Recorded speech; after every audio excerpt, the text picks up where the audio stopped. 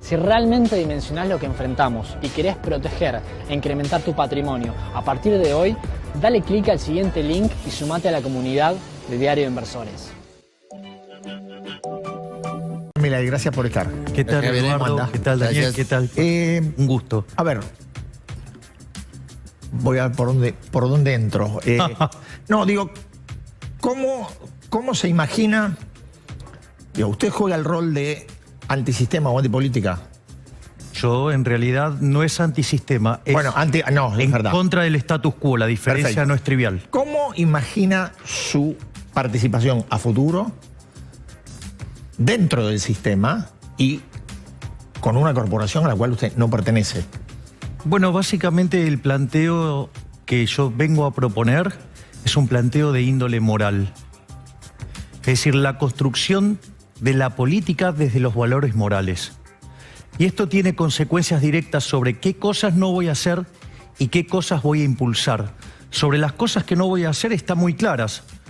Jamás voy a subir un impuesto, jamás voy a crear un nuevo impuesto, jamás voy a ir contra la vida, jamás voy a ir contra la libertad y jamás voy a ir contra la propiedad. O sea, bien el paradigma liberal, digo, casi que estoy recitando a John Locke acá. Y por otra parte ¿qué es lo que voy a proponer? Básicamente todas las propuestas que yo impulse tienen que ver con que los ciudadanos ganemos libertad, que ganemos en la libertad, que nos quitemos el peso opresor del Estado. Por ejemplo, hay una discusión que es una de las más conocidas de la que yo planteo, que es la del Banco Central, ¿no? Digamos, o sea, arrancar con una reforma financiera que termine con el Banco Central. Entonces, ahí claramente hay discusiones de índole técnica, hay cuestiones de índole empírica, pero para mí la discusión más importante, no reniego las otras dos, de hecho soy profesor titular de Teoría Monetaria y Teoría Monetaria 2, con lo cual es una materia que algo manejo, pero para mí la discusión central es moral. Porque la pregunta es, ¿quién de ustedes está a favor del robo? ¿Quién de ustedes está a favor de la corrupción? Bueno, les cuento que el Banco Central con el impuesto inflacionario nos roban 5 puntos del PBI. Por lo tanto, la discusión es moral. Es decir, digamos, no sé, les hago un ejemplo más fácil. Por ejemplo, el control de capitales, que lo aplicó el gobierno anterior y este gobierno lo profundizó de manera grosera. Está mal desde lo moral. ¿Por qué? Porque si vos te ganás tu dinero honestamente, vos te lo podés gastar en lo que quieras, en peras, bananas, zapatos. Digo, no, el gobierno decide, no, dólares no. ¿Por qué dólares no? O sea, eso ya es un cercenamiento de la libertad. Después, dada la historia monetaria argentina, que todos los que se quedaron en peso nos estafaron, además implica cercenarte, ¿sí?, tu consumo futuro, porque en el fondo vos lo hacés para pasar consumo al futuro. Y hay algo que todavía es más grosero. Te aumenta artificialmente la demanda de dinero, por lo tanto te aumenta la base imponible del impuesto inflacionario y con lo cual vos tenés un aumento de la estafa. Es decir, ¿me comprendés que cuando vos planteás la cuestión desde lo moral, se vuelve muy fácil? Porque entonces, ok, ¿qué? ¿Vos me querés robar? ¿Vos me querés quitar la libertad? ¿Vos querés ir contra mi vida? ¿Qué es lo que querés? Explícamelo, porque para mí robar está mal, ir contra la vida está mal, ir contra la propiedad está mal. Ahora, Milei, está bien, pero hay cosas que son más terrenales y tenemos una historia en la Argentina, una Argentina que tiene el 40% de pobres y que todos los meses un Estado que firma 20 millones de cheques para atender la situación de millones de personas que están en condiciones, que reciben los planes y que están en dificultades porque no hay trabajo. Digo, eso está más acá de la macro, digamos. Bueno, pero ahí también tenés una respuesta filosófica y tenés una respuesta de diseño de política macroeconómica. Pero los planes, concretamente, ¿qué van a hacer? A ver, yo esto ya lo escribí en el 2014 en Política Económica contra Reloj. Los planes, vos no se lo podés sacar a la gente, es la gente la que va a abandonar los planes. Por eso nosotros hablamos de 3 reformas de generaciones. Reformas de primera generación, segunda generación y tercera generación. En la reforma de generación la reforma de primera generación está la reducción del gasto público, pero en aquellas partidas donde roba la política, llámese la obra pública, llámese las transferencias discrecionales, llámese el pasamano de los subsidios económicos. Eso para que vos puedas bajar impuestos sobre el lado de la oferta y redinamizar la inversión, complementado con una reforma laboral de un mercado laboral flexible hacia adelante para no vulnerar los derechos de los insiders, o sea, de los que están hoy, ¿sí? Y una vez que vos haces eso, vos ahí podés abrir la economía unilateralmente y eso te va a asegurar que por lo menos vas a crecer fuertemente durante 15 años. A partir de ahí vos podés pasar a las reformas de segunda generación, que tiene que ver con el sistema previsional, porque el déficit del sector previsional son 3 puntos del PBI y creciente, y si Cristina avanza en sus andadas va a ser peor todavía.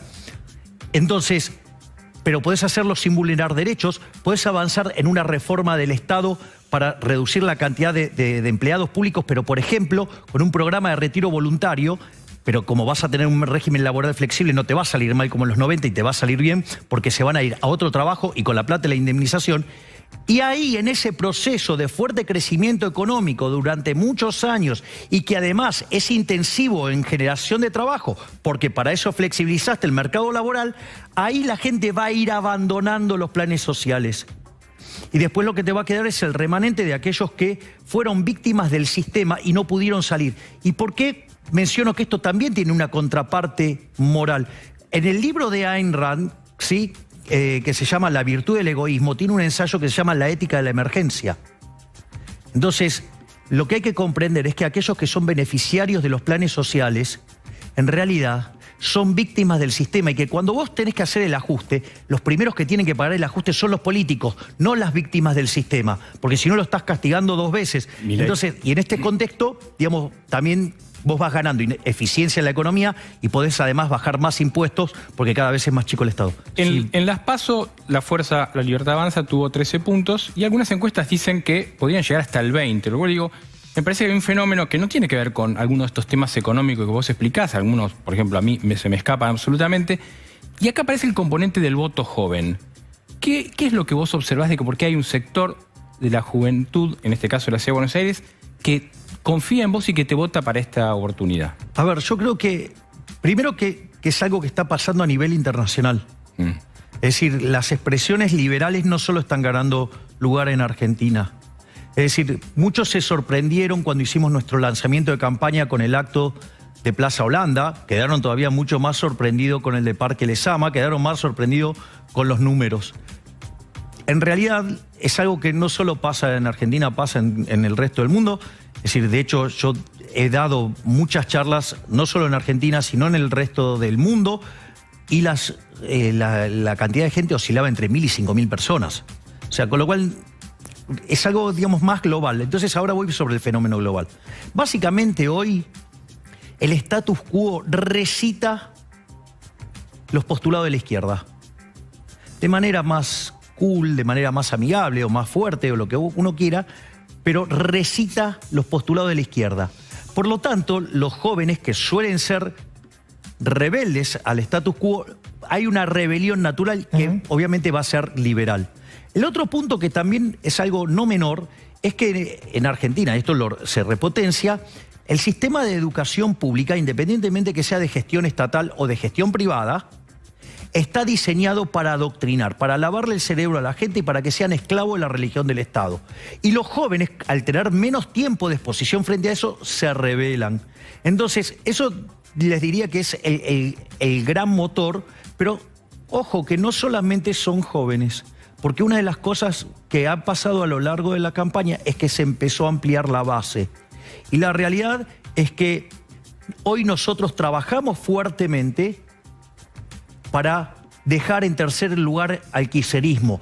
Que Leandro Santoro sea al kirchnerismo lo que Marta Mercader al radicalismo, que comenzó, digamos, esa decadencia que casi lo ha sacado de la cancha al radicalismo en el caso, digamos, con ese inicio de Marta Mercader, y que Santoro, justamente un radical alfonsinista, que reivindica todas las aberraciones que hizo en la economía Alfonsín. Lo interesante es que por lo menos podría rescatar la cuestión institucional y encima se va con los kirchneristas que son los malos del barrio. Por lo tanto, será un placer empujarlo al tercer lugar al kirchnerismo y que sea el principio del fin de uno de los procesos políticos más nefastos de la historia argentina. Y por favor, el morbo.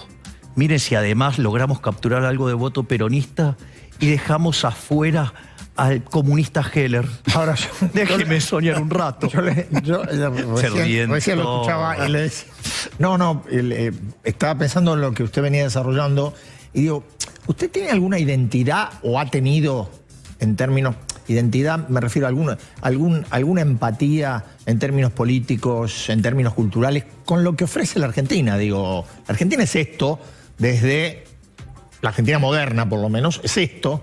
Ha sido radicalismo, ha sido peronismo en vertientes múltiples, después coalición de la Alianza, después coalición de Juntos por el Cambio.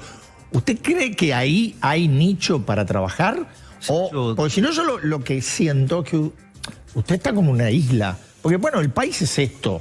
Ojalá fuera Noruega, pero no es Noruega. Está interesante la pregunta, Eduardo, pero hay dos dimensiones de esa pregunta. Una que tiene que ver con las referencias históricas y otra es cómo pienso yo la política. Si yo lo tengo que plantear en términos de cómo yo pienso la política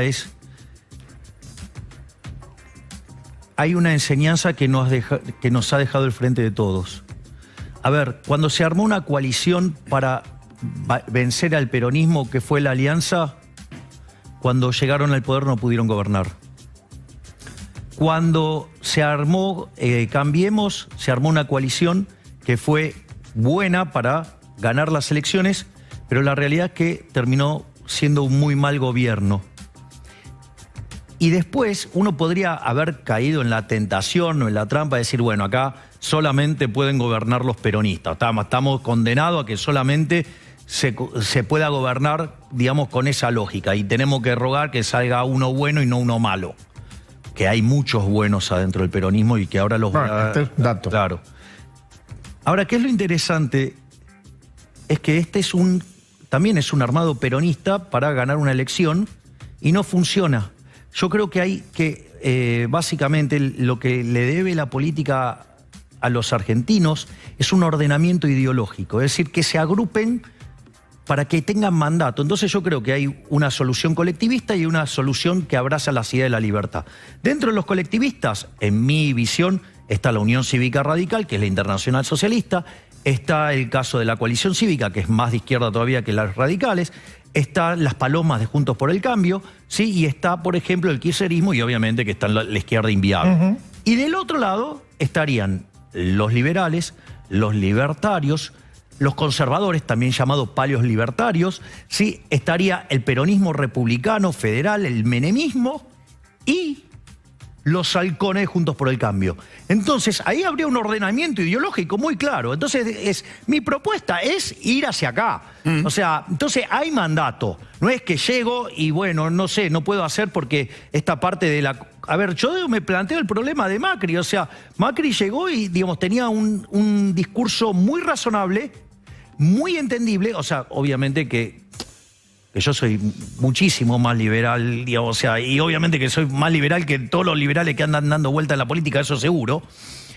Ahora, ¿cuál es el punto? El punto es que si uno llega al poder y tiene, por un lado, a la Unión Cívica Radical con su socialismo impregnado hasta la médula, la Coalición Cívica, las palomas, y puede ser que haya quedado encerrado y no lo dejaron tomar decisiones y por eso el gobierno fue lo malo que fue. Pero esto es una hipótesis. Ahora, Milei, hablando de apertura, digamos, hablando de apertura de la economía, hablando de la necesidad de modificar la estructura laboral, la estructura de las jubilaciones, ¿no es el riesgo de ser el sucesor de Cavallo? Cavallo fue el mejor ministro de Economía de la historia argentina. Y de hecho, el gobierno de Menem fue el mejor gobierno de la historia argentina. Eso, digamos, o sea, no es una opinión personal de preferencias.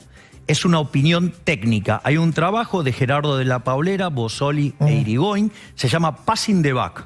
Que además yo soy amigo de Gerardo y estoy orgulloso que ese artículo, que vivo citándolo recurrentemente, tiene el récord en la historia de lectura de un paper de historia, porque ya lo condecoraron a Gerardo por pasar las 20.000 lecturas completas de un paper académico, con lo cual ya estoy feliz con ese paper.